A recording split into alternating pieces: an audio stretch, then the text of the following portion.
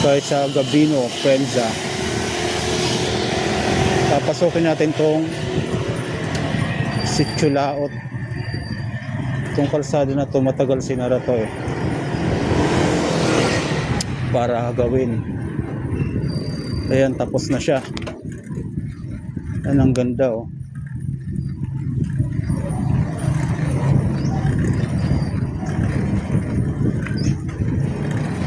Pwede na ulit sirain ang mga truck. Sana naman huwag daanan ng mga overloaded trucks.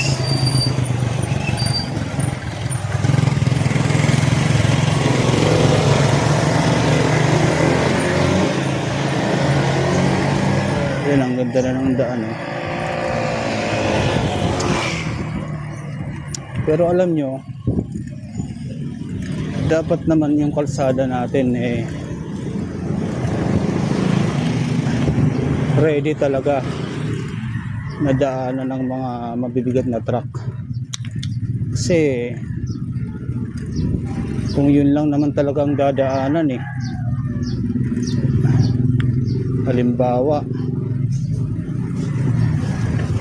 so dapat yung quality maganda talaga,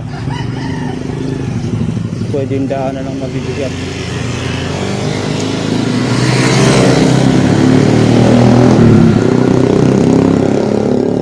Sa Antipolo nga may mga dumadaan doon na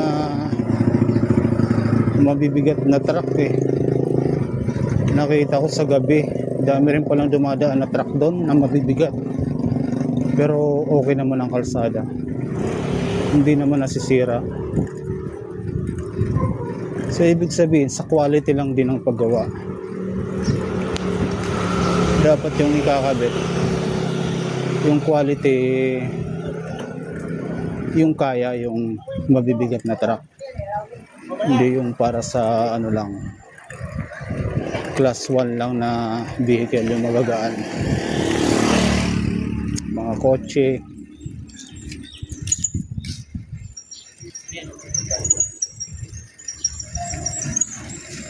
Yeah.